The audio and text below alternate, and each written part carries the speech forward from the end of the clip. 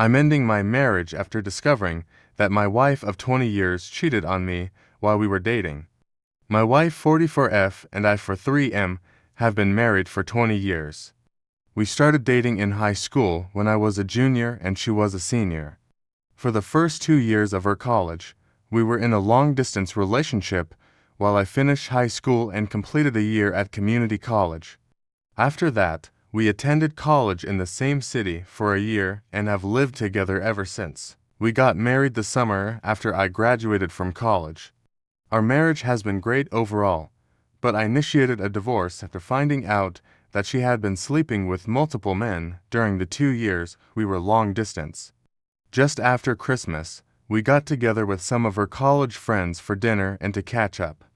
We talked about a lot of things, and my wife mentioned that we met in high school, though she didn't say we dated. One of her old college roommates commented that it was wild that we had met in high school, had some crazy years in college, and then ended up together. I played along, joking that I wasn't sure if my wife was as crazy as I was.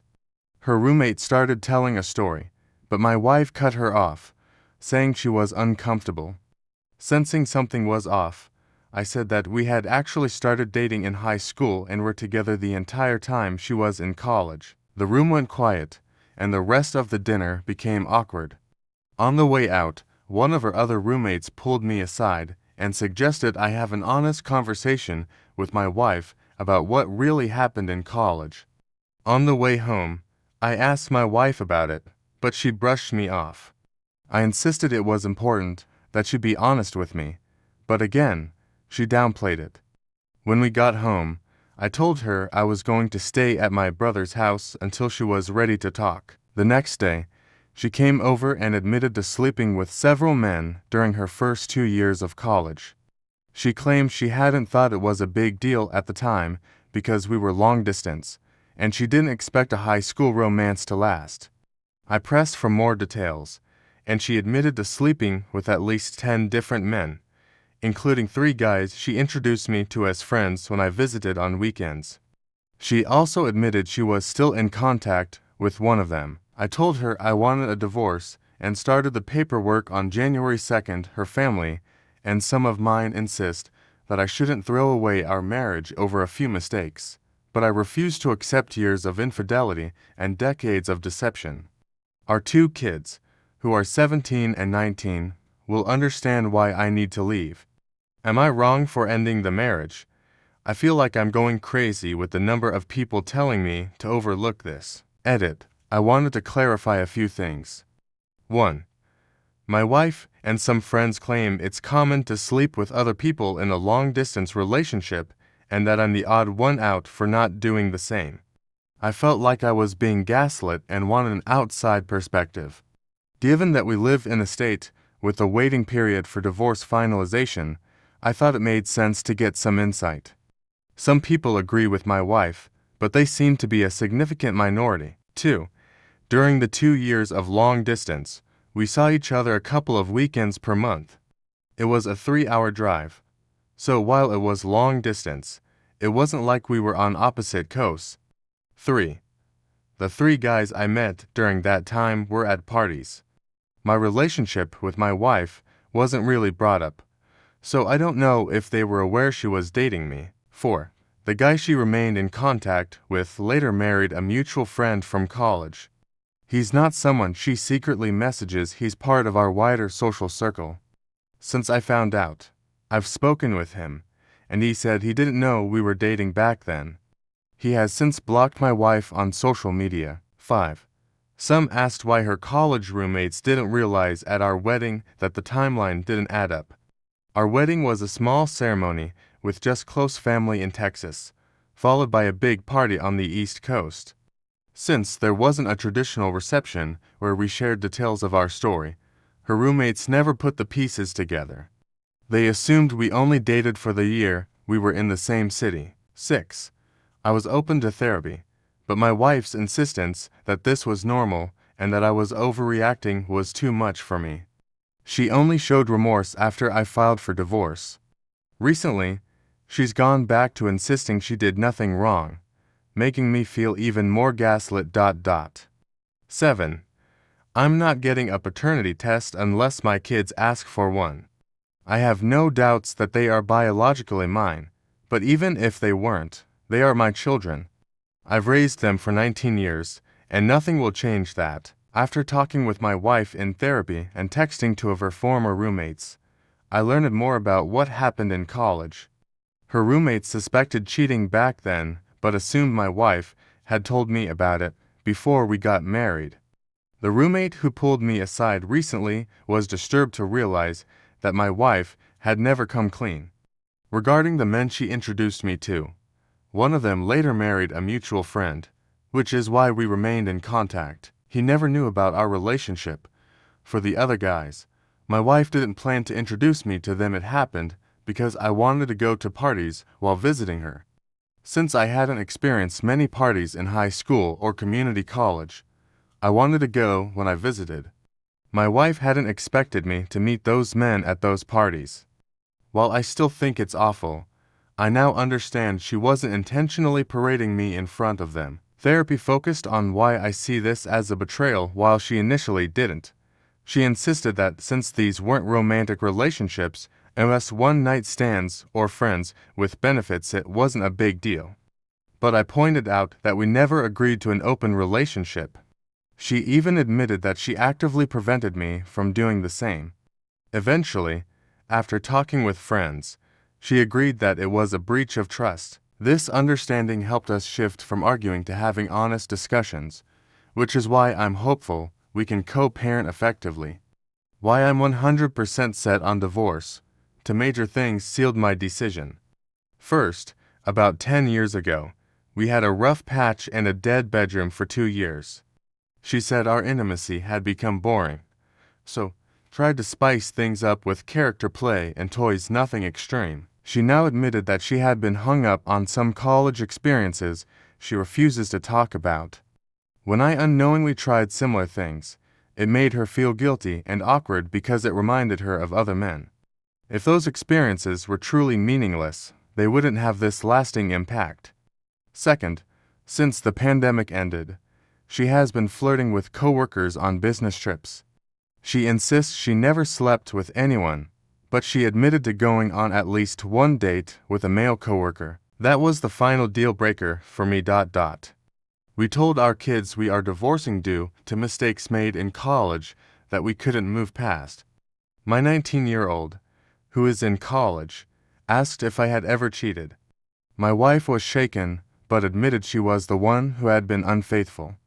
We agreed not to share any more details with them. I reassured them that we will both always be there for them and encouraged them to talk to us or a therapist if needed. We have started mediation, and unless something changes, the divorce will be amicable. We are financially stable, have no major debts, and since our kids are older, custody isn't an issue. This has been a rough few months, but I'm okay now. Honestly, I'm grateful that my last post blew up. It validated my feelings and pushed me to go to counseling, which helped clarify my decision. That's all for now. Thank you all. Mark 42M and Lisa for 1F had been married for 18 years. Their life together was stable, good careers, 2 wonderful kids 17 and 15, and a home filled with memories. Their marriage wasn't perfect, but Mark had always believed it was built on love, trust, and honesty. That belief shattered one Sunday afternoon when Mark found the letter. Lisa had asked him to clean out the attic, something they had been putting off for years. As Mark sorted through dusty boxes filled with old clothes, high school yearbooks, and forgotten holiday decorations, he stumbled upon a small wooden box he didn't recognize. It was locked, but the latch was weak. With a slight pull, it popped open. Inside were a few old photographs, a dried flower, and a sealed envelope addressed to Lisa but in a handwriting he didn't recognize. The date on the letter was from 19 years ago, just a few months before they got married. Curiosity got the better of him. He unfolded the letter carefully and began reading. Lisa, I love you, but I can't pretend anymore. I need to know. Is it mine or his? I want to be there for you and the baby, but I need the truth. Please, Lisa, Tell me what's really going on. I can't live in limbo anymore. Mark's hands trembled. Baby, his or mine. He read the letter twice, then 3 times, hoping he was misinterpreting something. A wave of nausea hit him. This letter, this hidden, forgotten letter implied that Lisa had been with someone else right before their wedding, and that there had been uncertainty about their first child's paternity. Mark sat in the attic for what felt like hours before finally heading downstairs. Lisa was in the kitchen, prepping dinner, completely unaware that their marriage had just changed forever. Lisa, he said, his voice tight, I found something in the attic. She looked up with mild interest, wiping her hands on a towel. Oh, what is it? Without a word, he placed the letter on the kitchen counter. Lisa's face paled the moment she saw it. Her fingers trembled as she picked it up, but she didn't open it. She didn't need to. Where did you find this? She asked, her voice barely above a whisper. In a locked box. Why was this hidden? Lisa. She swallowed hard, her eyes darting toward the letter like it was a ticking bomb. Mark, it's not what you think. Then explain it to me, he said, his chest tightening. Because what I think is that you were sleeping with someone else before we got married, and he thought our child might be his. That's what it looks like to me. Tell me I'm wrong. Tears welled up in her eyes, but Mark wasn't sure if they were from guilt, fear, or regret. Maybe all 3. It was a mistake, she whispered. Before we got engaged, I had a brief thing with someone else. It didn't mean anything. When I found out I was pregnant, I knew in my heart that the baby was yours, but he kept asking. He didn't believe me. Mark felt like the floor beneath him was cracking. And you never told me. I didn't think it mattered, she cried. I knew I wanted to be with you. I knew I loved you.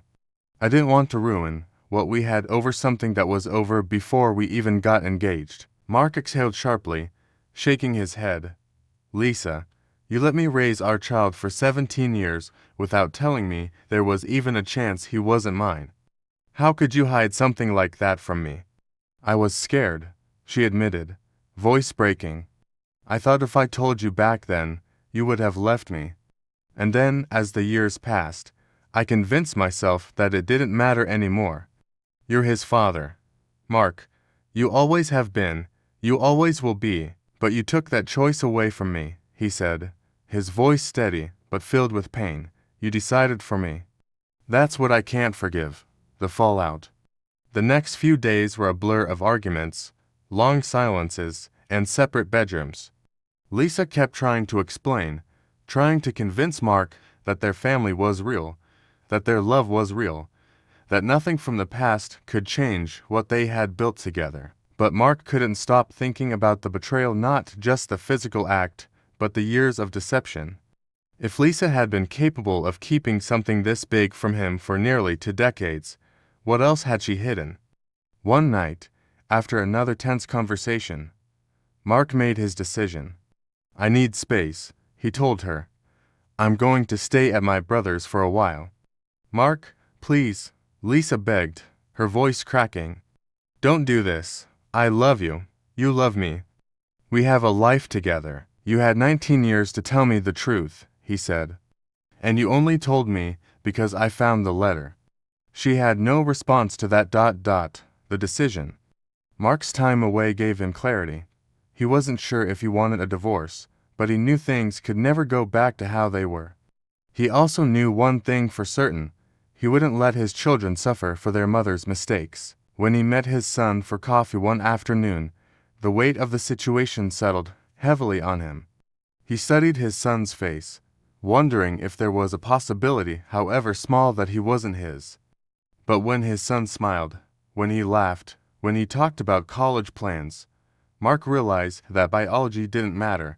This was his son, no matter what. However, his marriage was another story. The final conversation. A week later, Mark returned home. Lisa had been anxiously waiting. Are you leaving me? She asked, eyes full of fear. Mark sighed, rubbing his temples. I don't know yet. But I do know that I don't trust you anymore. And I don't know if I ever will again. Lisa's face crumbled. I want to try therapy, she said. I want to fix this, Mark. I don't know if it can be fixed, he admitted, but for now, we can try. Lisa nodded, though her eyes were filled with uncertainty. Their marriage was cracked, and Mark wasn't sure if it would ever fully heal. But one thing was certain: the letter had changed everything, and nothing would ever be the same again. Mark for 3M and Emily for 2F had been married for 20 years. Their life together seemed solid: two wonderful teenage children, 18 and 16, a stable home, and years of shared memories. Mark had always believed their relationship was built on honesty, trust, and love. That belief shattered at Emily's 25-year high school reunion. Emily had been excited about the reunion for weeks. She rarely talked about high school, so Mark assumed it had been an average experience for her: some good memories, some forgettable ones. He agreed to attend, not expecting anything more than an evening of small talk and nostalgia. The venue was a high-end hotel banquet hall, decorated with old photographs, banners, and yearbooks on display. As they mingled, Emily introduced Mark to several of her old classmates. Everything seemed normal until they ran into Tom. Tom 44M was one of Emily's old friends. He greeted her with a warm hug and smiled at Mark. Wow, I can't believe you two ended up together after everything. Mark raised an eyebrow. After everything? Tom chuckled. Yeah, man, I mean, back in the day, we never thought she'd settle down. She had her wild phase, but hey, life works out in strange ways, right? Emily's face went pale. Tom, that's enough. Mark felt something shift in the air. What does he mean by that? He asked, looking at his wife. Emily forced a smile. Nothing. Just old high school nonsense. But Tom wasn't finished. Oh, come on, Em, you were practically living the double life back then. I mean, you and Tom, stop. Emily snapped, gripping his arm. Mark's stomach tightened. Something was wrong, very wrong. Later that night, after they returned home, Mark confronted her. What the hell was Tom talking about? Emily hesitated, avoiding his gaze. It's nothing. Mark, just stupid high school drama. It doesn't matter anymore. Mark's heart pounded. It matters to me. What aren't you telling me? The truth comes out. Emily sighed heavily, rubbing her temples. I didn't think this would ever come up. Mark, I wasn't going to tell you, because it was before us, but I wasn't exactly faithful at the beginning of our relationship. Mark felt like the ground beneath him had cracked open. What do you mean, not exactly faithful? Emily looked away. When we started dating, I was still seeing other people. I thought we were just casual, but you were always so serious about us. I didn't think it was a big deal at the time, but now, I see that it was. Mark's hands clenched into fists. So, you were cheating on me. Emily flinched. I didn't see it that way back then. You and I were in different places emotionally. I was young, reckless. I thought I could have fun and that eventually, things would settle down. Mark took a deep breath, trying to process her words. How long did this go on? Emily hesitated. A few months, maybe longer. Months. Mark's voice cracked. How many people? Emily's silence was an answer in itself. Emily, he whispered. How many? She swallowed hard. 4, that I can remember. Mark felt like he had been punched in the gut. For men, while we were together. Emily wiped at her eyes. I was stupid. Mark, I didn't think it would matter in the long run. I chose you. I married you. I built a life with you. But you built it on a lie, the fallout. Mark couldn't sleep that night. He lay awake, staring at the ceiling, replaying their entire relationship in his head. Had he been a fool all these years? Had everyone else known except him? The next morning, he told Emily he needed space and went to stay at his brother's house. He couldn't even look at her without feeling sick. His brother listened as Mark recounted everything. I just don't get it, Mark said, shaking his head. She let me believe we had something pure, something real. And now, All I can think about is that she was with other men while telling me she loved me. You have every right to be angry, his brother said. But the question is, can you move past this? Mark wasn't sure the decision. After a few days, Emily begged him to talk. Mark, please, we have 2 decades together. You can't just walk away from that double quotes. Mark exhaled sharply. I don't know if I can ever look at you the same way again. Every time I think about us, I picture you with them. Emily wiped her eyes. I'll go to therapy. We can work through this, but you only admitted it because you got caught. Mark said bitterly. If I hadn't gone to that reunion, would you have ever told me? Emily didn't answer. That was all he needed to know. Mark knew he had a choice. Stay and try to rebuild, knowing their foundation was cracked, or walk away and start over. In the end, he chose himself. The reunion had revealed the truth, and some truths couldn't be ignored. Daniel, 40 to M, and Lisa, for 1F, had been married for 18 years.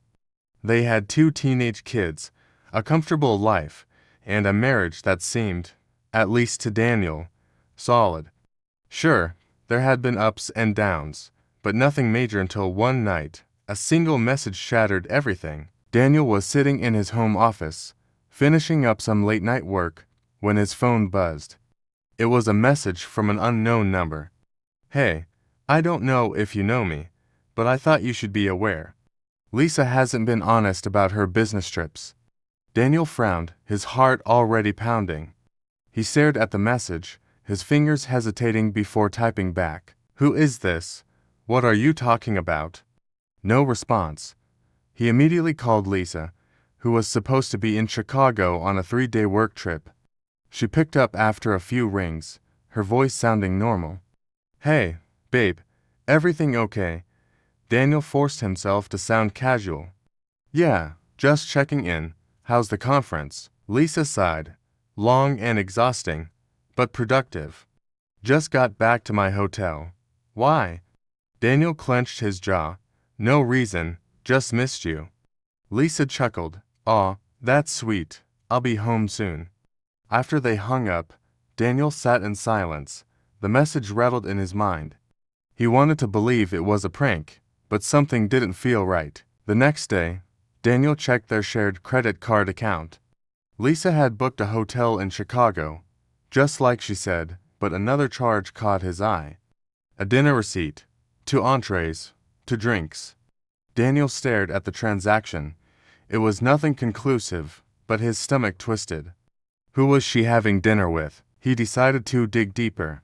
He logged into their phone records and checked her recent calls. One number appeared repeatedly during her trip, a number he didn't recognize. His hands trembled as he copied the number and searched for it online. The name that popped up made his blood run cold. Eric Matthews, Lisa's coworker, a man she had mentioned a few times over the years just casually, in passing. Something inside him snapped. He needed answers, the confrontation. When Lisa came home the next evening, Daniel was waiting for her. She walked in, smiling, and leaned in for a kiss, but he stepped back. Her smile faded. What's wrong? Who's Eric Matthews? He asked, his voice cold. Lisa blinked, caught off guard.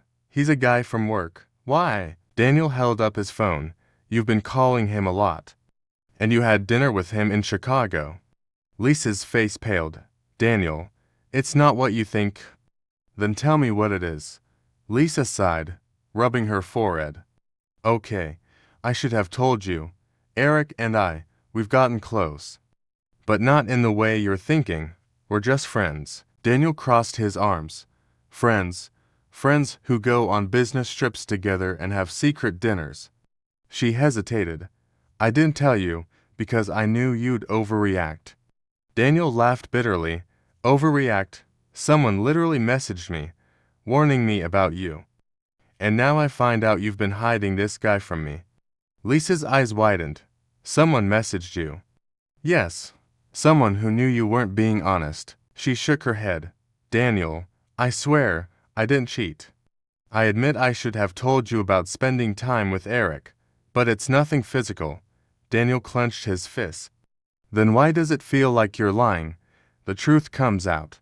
Over the next few days, Daniel couldn't shake the feeling that there was more to the story. He decided to reach out to someone who might know the unknown number. I need to know the truth. Who are you? This time, the person responded. Check Lisa's work email. You'll find everything you need. Daniel hesitated. He had never invaded Lisa's privacy like this before, but something told him he had to. That night, while Lisa was asleep, he accessed her work laptop. And his worst fears were confirmed. Emails, messages, late-night conversations. Nothing explicit, no professions of love or talk of intimacy, but the tone was clear. Lisa and Eric were more than friends. One email stood out. Last night was amazing. I don't know what we're doing, but I don't want to stop. Let's talk when I get back. Daniel felt like the air had been sucked from his lungs. He printed out the email, closed the laptop, and walked out of the room. The final conversation. The next morning, he placed the printed email on the kitchen table in front of Lisa. She stared at it, her face going white. Daniel, don't lie to me, he said, his voice shaking. Tell me the truth. Tears welled up in Lisa's eyes. I never slept with him, but I developed feelings. I got caught up in something I shouldn't have. I never meant to hurt you. Daniel swallowed hard. So, you emotionally cheated on me for how long? Lisa wiped her eyes. About a year, a whole year. Daniel ran a hand down his face. And you were never going to tell me, were you? Lisa sobbed. I didn't know how. I thought if I ignored it, it would go away. I never wanted to leave you. Daniel stared at her, feeling nothing but numbness. You already left me. Lisa, you just didn't tell me. The aftermath. Daniel knew he couldn't stay in a marriage built on betrayal. Emotional or physical, it didn't matter. She had lied, kept secrets, and put another man before him. A week later, he filed for divorce. Lisa begged him to reconsider, but Daniel couldn't live with what she had done. Their kids were old enough to understand, and while it broke his heart to see them hurt, he knew he was making the right choice. One business trip had exposed the truth, and Daniel refused to live in a lie. Mark for 2M and Olivia for 1F had been married for 17 years. Their relationship had its challenges, like any marriage, but Mark had always believed in their bond. That belief shattered one evening when a close friend made a confession that changed everything. It was a Friday night, and Mark was relaxing in the living room after a long week at work. Olivia had gone out for dinner with some friends, leaving him with the house to himself. He was scrolling through his phone when a notification popped up, a message from his longtime friend, James for 3M. James was one of Mark's oldest friends. They had known each other since college and had been close for over 2 decades, but Mark wasn't expecting to hear from him that night, and certainly not with the words that appeared on his screen. Mark, I need to tell you something. I've been holding onto this for years, and I can't keep it to myself anymore. I owe you the truth. Mark sat up straight, his heart pounding. He hesitated before typing back, What are you talking about? A few moments later, another message appeared. It's about Olivia. I made a mistake years ago, and I need to come clean. Mark's stomach twisted. He immediately called James. After a few rings, James picked up, his voice tense.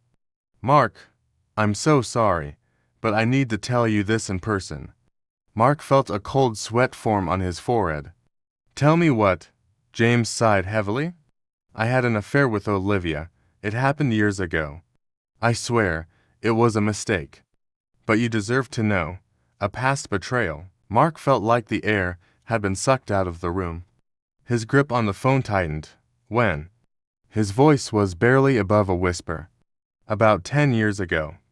James admitted, it was a really dark time for both of us. You and Olivia were having problems, and she leaned on me. I should have stopped it. I should have told you. But I was weak, and I let it happen. Mark's mind raced back to that time. He and Olivia had been going through a rough patch. They had just had their second child, and stress had taken a toll on their relationship. He had never imagined Olivia would turn to James. "How long did it last?" Mark asked, his voice shaking. James hesitated. "A few months." Mark closed his eyes, his hands trembling. His best friend, his wife. "For months. Why now?" he finally asked. James exhaled sharply. "I can't live with it anymore. I know I should have told you earlier, but I was afraid. I hate myself for what I did to you." Mark didn't say another word. He hung up and sat in silence, his heart pounding in his ears. The confrontation. When Olivia came home later, that night, Mark was waiting for her in the kitchen. She set her purse down and smiled. "Hey, you're up late." Mark didn't smile back. "We need to talk." Olivia's expression shifted. "What's wrong?" He placed his phone on the table. "James called me tonight."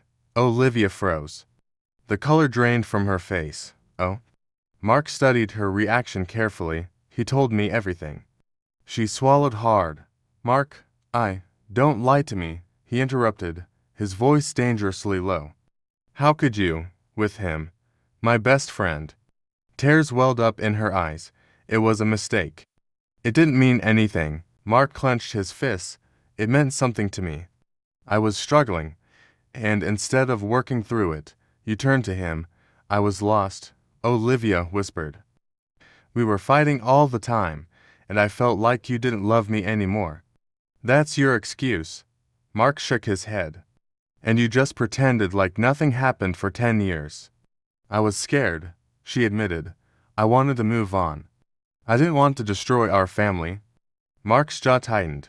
"So, you let me live a lie." Unraveling the lies. Over the next few days, Mark struggled with the weight of Olivia's betrayal. He thought about their marriage, their children, the life they had built together. He wanted to believe that what they had was real. But how could he, knowing that Olivia had lied to him for a decade? She begged him to go to counseling, to try to fix things. "I love you, Mark," she said one evening, tears streaming down her face. "I regret it every single day." But Mark couldn't shake the feeling that if James hadn't confessed, Olivia would have taken this secret to her grave. One night, as he lay awake in bed, he asked her a question that had been haunting him. "Did you ever love him?" Olivia hesitated. "No, it was never about love. It was about feeling wanted." Mark turned away. He realized then that he could never fully trust her again. The decision. A week later, Mark made up his mind. "I'm filing for divorce," he told Olivia. She broke down in sobs. "Please, Mark, don't do this. We can get through this." But Mark had already made his choice. "I deserve better than this," he told their kids in the gentlest way possible, explaining that sometimes relationships don't work out. He refused to turn them against their mother, but he also refused to stay in a marriage built on lies. Moving forward, the divorce process was painful, but Mark felt a strange sense of relief. He had been blind to the truth for years, but now he could finally move forward. As for James, Mark cut him out of his life completely. Some betrayals could never be forgiven. A friend's confession had shattered his world, but it had also set him free. Ethan 45M and Julia 44F had been married for 20 years, raising two wonderful children and building what he had always believed was a strong and honest marriage.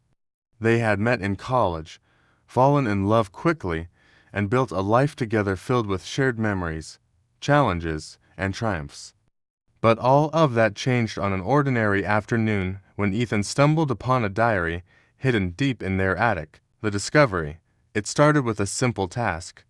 Their eldest daughter, Claire 19F, was preparing to move into her first apartment, and Ethan had offered to help clear out old boxes from the attic. As he shifted through years of forgotten belongings, he found a small, leather-bound book tucked away inside an old suitcase. Curious, he dusted it off and flipped through the pages. His heart stopped when he recognized the handwriting Julia's. He hesitated before reading, but something about the way the pages were filled with tightly packed, Emotional writing made it impossible to resist. At first, the entries seemed normal. Julia had written about their early years together, the excitement of their engagement, and the struggles of young parenthood. But, as he read further, his hands began to tremble. There were names he didn't recognize. Stories about late-night rendezvous, mentions of a man named Ryan. Ethan's breath caught in his throat as he turned to an entry dated June 2005, the year Claire had been born. I can't stop thinking about Ryan. I love Ethan, but what I have with Ryan is different. It's passion, excitement, something I never had before.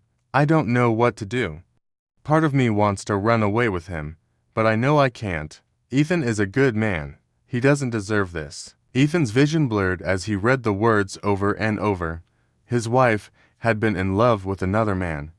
Not just a meaningless fling, but love, the confrontation. Ethan sat in the attic for hours, rereading passages, trying to make sense of it. When Julia came home later that evening, he was waiting in the living room, the diary resting on the coffee table in front of him. She walked in, smiling. "Hey, honey, what's wrong?" He simply gestured to the book. "I found this in the attic." Julia's face went pale. She reached for it, but Ethan pulled it back. "I read it," he said coldly. She sank onto the couch, her hands shaking. "Ethan, who is Ryan?" His voice was eerily calm. She opened her mouth, then closed it again, as if struggling to find the right words. "Finally," she sighed. "He was someone I met at work. A long time ago." "How long?" "A few months," she whispered. Ethan felt like he had been punched in the gut. "Did you love him?" Tears welled in her eyes. "I thought I did, but I chose you. I chose our family." He let out a bitter laugh. "You didn't choose me.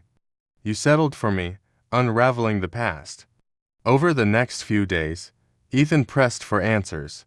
Julia admitted that she had met Ryan during a difficult time in their marriage. They had been struggling financially. Ethan had been working long hours, and she had felt lonely. Ryan had been attentive, exciting. Everything she felt was missing. "I never planned to leave you," she insisted. "I ended things before it got too far." Ethan clenched his jaw. "Too far?" "Julia, you wrote that you were in love with him." "I was confused," she said desperately. "I was young, and I made a mistake, but I moved on. I dedicated myself to our family, to you." Ethan wanted to believe her, but the words in that diary haunted him. He had spent 20 years believing in a marriage built on love and honesty. Now, he wasn't sure what was real anymore, the breaking point. As the weeks passed, Ethan tried to push past it. He told himself that it had happened years ago, that Julia had chosen their life together. But every time he looked at her, all he could hear were the words from her diary. "I don't know what to do. Part of me wants to run away with him." One night, as they lay in bed, Ethan turned to her.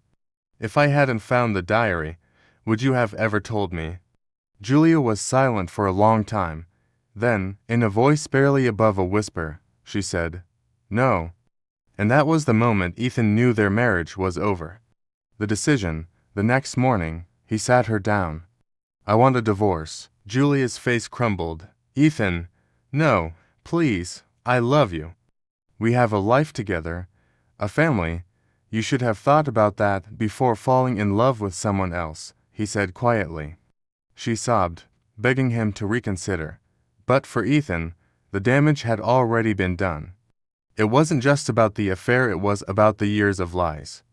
The fact that she had been willing to keep this secret forever let him believe in a love that wasn't as real as he had thought. Telling the kids, their daughter Claire took the news the hardest. "Why are you getting divorced now?" she asked, confused. Ethan chose his words carefully. "Your mom and I have had some issues for a long time. We've just realized that we need different things." Julia didn't argue. She simply nodded, wiping away tears. They agreed to keep things civil, to co-parent with as much love and respect as possible. But for Ethan, there was no going back. Moving forward. Months later, As Ethan packed the last of his things and prepared to move into his new apartment, he found the diary again. He considered throwing it away, burning it, anything to rid himself of the pain it had caused. But instead, he placed it back in the attic, a reminder, a lesson. Not all love stories end the way they begin.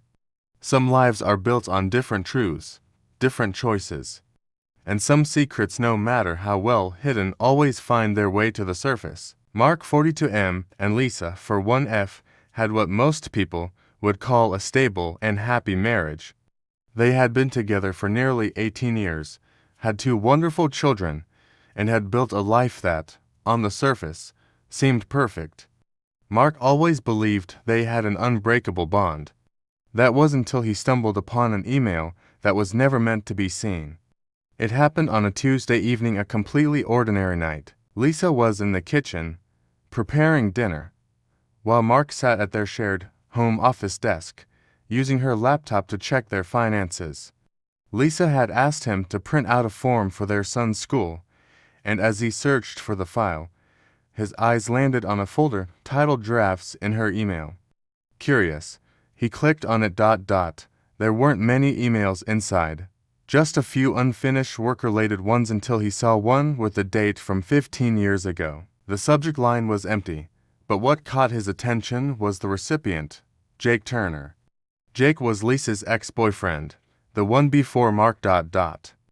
With a sudden tightness in his chest, he clicked on the email and began reading. Jake, I don't know why I'm writing this. Maybe I just need to say it, even if I never send it. Think about you more than I should. Some nights, I wonder if I made the wrong choice. Mark is good to me, stable, kind, but I don't feel that fire with him. Not the way I did with you. I miss you. I don't know if I'll ever stop missing you, Lisa. Mark felt like the air had been knocked out of his lungs. His hands trembled as he reread the words, hoping that somehow he had misunderstood. But the meaning was clear. 15 years ago, Lisa had doubts about their entire marriage. Had she settled for him? Had their life been built on a lie? Lisa called from the kitchen, asking if he wanted another serving of pasta. Mark's voice caught in his throat. He closed the email quickly and forced himself to respond. No, I'm good, he said, his voice strangely hollow. But inside, he felt anything but good. The confrontation. Mark didn't bring it up that night. He barely slept, replaying everything in his mind, questioning every moment of their marriage. Had she ever truly loved him, or was he just a safety net, a second choice after Jake? The next evening, while they sat in the living room, Mark couldn't hold it in any longer. Lisa, he said, keeping his voice calm, can I ask you something? Lisa looked up from her book, nodding. Of course. Mark swallowed hard. Who's Jake Turner to you? Lisa stiffened slightly. It was subtle, but Mark noticed. You know who he is, she said cautiously. My ex? Why? Mark hesitated for a moment, then decided there was no point in pretending. I found an old email on your laptop, he admitted. A draft you never sent. It was written to him. Lisa's face drained of color. She set her book down slowly, her fingers twitching. Mark, I need you to be honest with me. Mark interrupted. Did you ever regret marrying me? Lisa looked away, her jaw tightening. For the first time in their marriage, Mark wasn't sure if he wanted to hear the answer. Finally, after what felt like an eternity, Lisa let out a slow breath. I was young, we were young. I loved you, Mark, but back then, I had moments where I questioned if I had made the right decision. Mark's stomach twisted. You wrote that you missed him, that you didn't feel the same fire with me. Lisa flinched. I never sent that email. That has to mean something, right? I moved on from those doubts. Mark, I chose you. But did you choose me because you loved me, or because I was the safer option? His voice was barely above a whisper now. Lisa hesitated again, and that silence hurt more than any words could. The breaking point. For days, Mark tried to push past it. Lisa insisted that she had written that email during a vulnerable moment, that it didn't mean anything. But Mark couldn't shake the feeling. Every time he looked at her, he wondered if she had ever truly looked at him the way she had looked at Jake, if she had ever felt that deep, undeniable passion for him. The final straw came a week later. Lisa had gone to bed early, and Mark was sitting alone in the living room, sipping whiskey, trying to make sense of everything. His phone buzzed. It was a message from Ben, his best friend. Ben, hey man, I don't know if I should be telling you this, but I saw Lisa at a coffee shop today. She was talking to a guy. I think it was Jake. Mark's grip on his glass tightened. He felt his heart start to pound violently. Without thinking, he stood up and marched upstairs. Lisa was asleep, her face peaceful, as if their marriage wasn't crumbling beneath them. He shook her awake. Were you with Jake today? Lisa's eyes fluttered open, confusion turning into alarm. What? No. Why would you ask that? Ben saw you. Mark snapped. So tell me the truth. Lisa sat up, rubbing her face. Mark, it wasn't like that. He reached out to me last week, and I just wanted closure. Closure for what? Mark's voice cracked. 15 years later, and you still need closure. Lisa looked at him, eyes filled with guilt. And in that moment, Mark knew she had never truly let Jake go. The decision. Mark didn't yell. He didn't throw accusations. He just stood there. Everything suddenly felt so clear. He had spent 18 years believing that they had built something unbreakable, that their love had been real, solid, but now he saw the truth. Lisa had chosen him, but she had never been sure. I can't do this anymore, Mark finally said. Lisa's breath hitched. Mark, please. No. His voice was firm. I deserve someone who doesn't wonder if she made the right choice.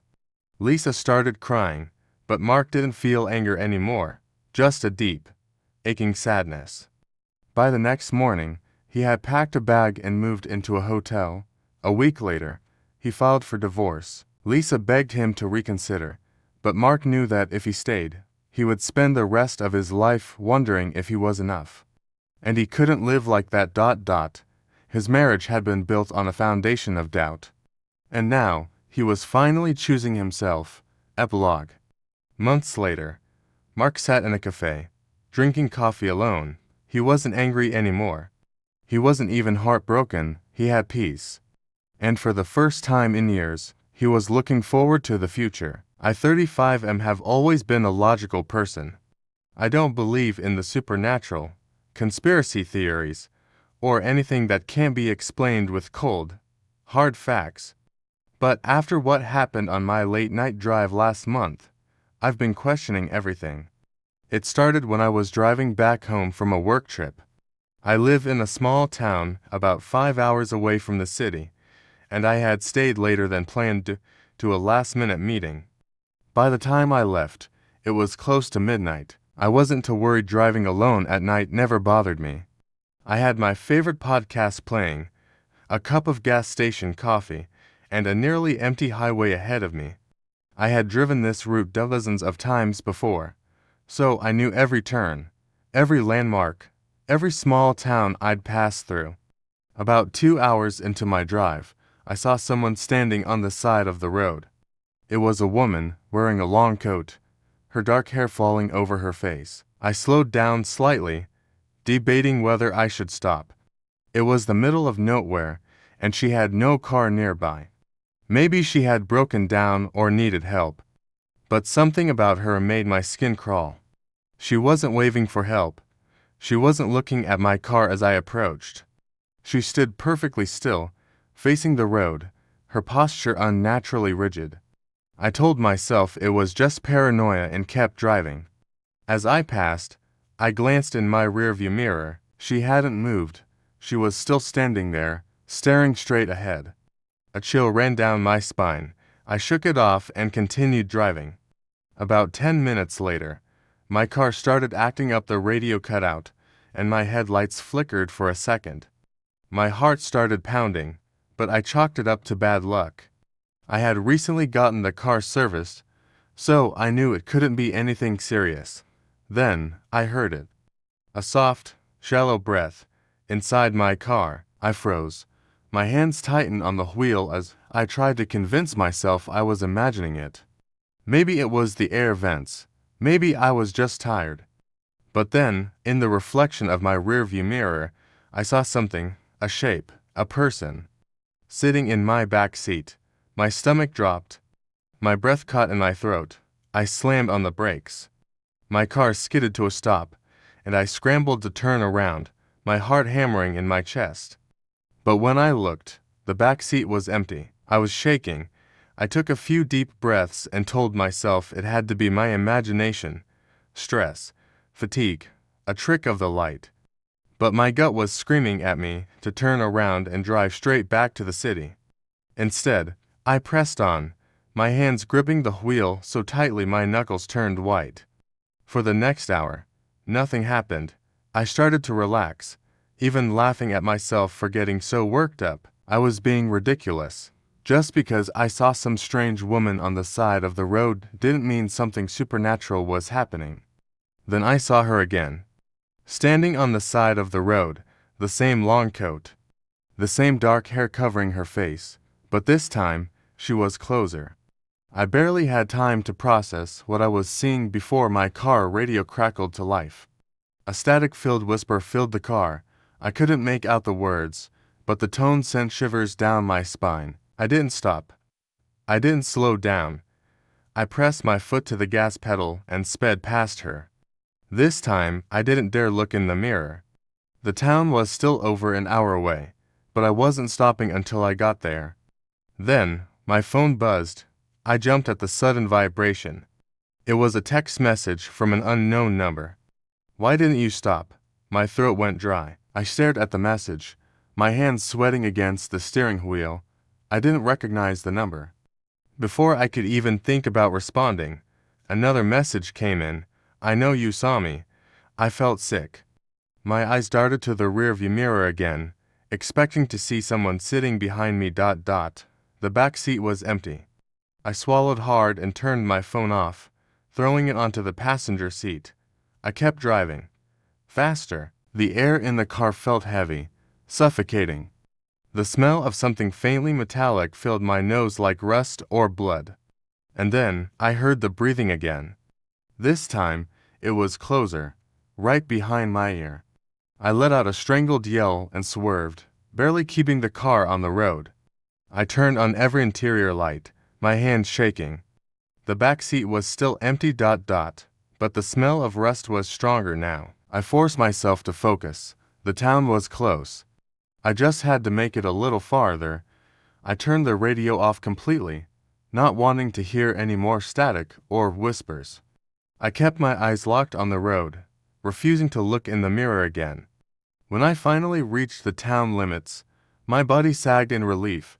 Street lights, gas stations, other cars. I was safe. I pulled into the first open gas station and parked, my breath coming in ragged gasps.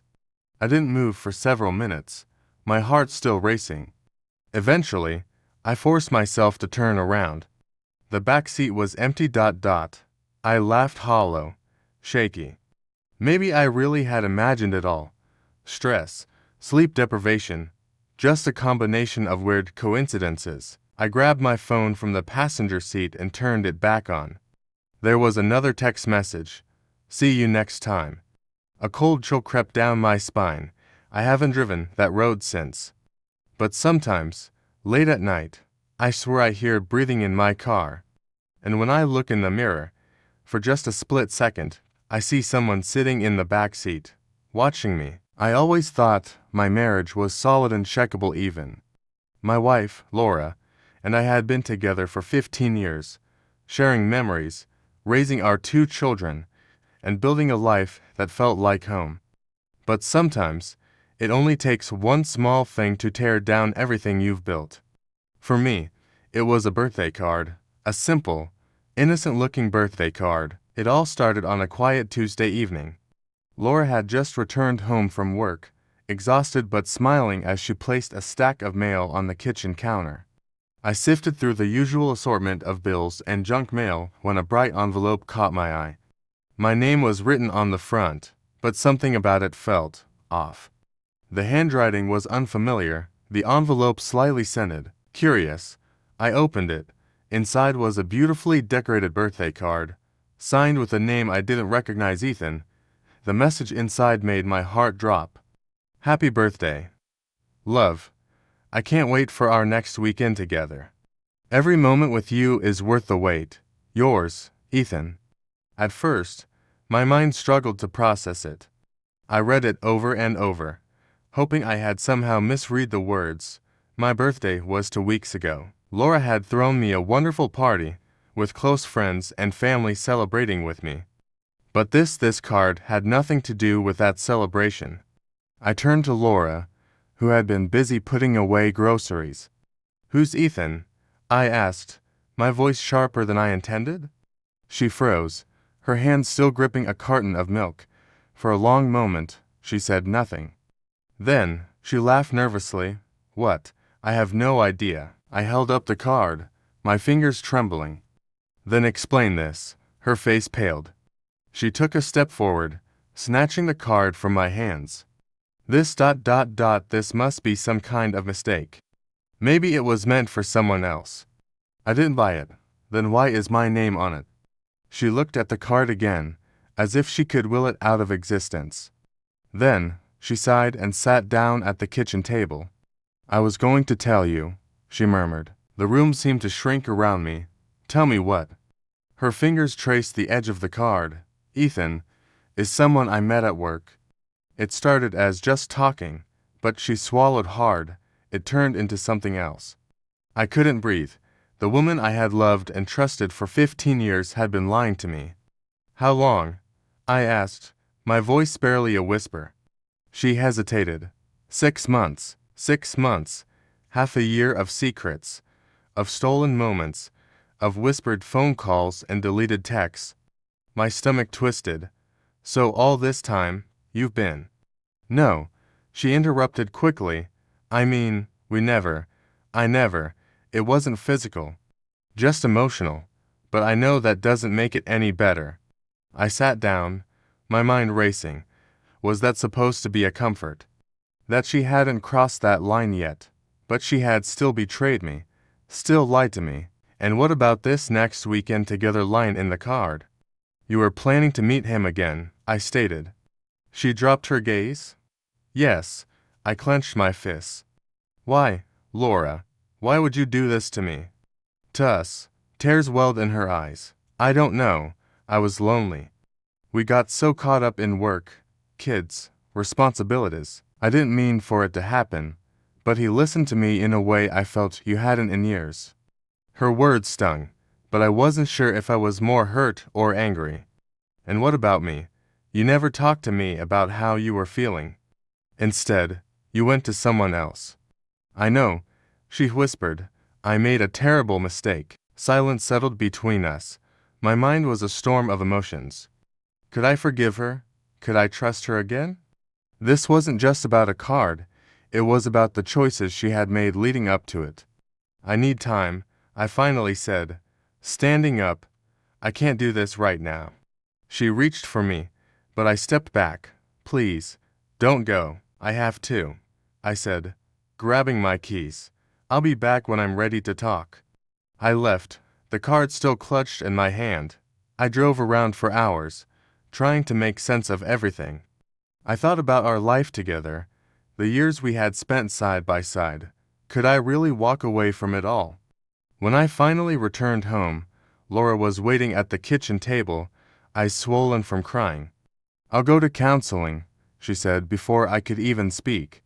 I'll do whatever it takes to fix this. I looked at her, my heart heavy. I don't know if we can fix this, Laura, but I guess we'll see. The next few weeks were a blur of tense conversations, long nights, and an unbearable sense of loss. I agreed to counseling, not because I was ready to forgive her, but because I needed answers. I needed to understand why she did this and if there was even a way forward for us. Counseling was difficult, at times. I wanted to walk away and never look back. Other times, I saw glimpses of the woman I had fallen in love with years ago, the one who had once been my best friend. But trust is fragile, and hers had shattered mine into 1,000 pieces. One night, as I lay awake in bed, staring at the ceiling, Laura turned to me. "Do you still love me?" she whispered. I exhaled slowly. "I don't know." It was the truth. I didn't know if love was enough to overcome betrayal. But what I did know was that the birthday card that wasn't meant for me had changed everything. And no matter what happened next, nothing would ever be the same again.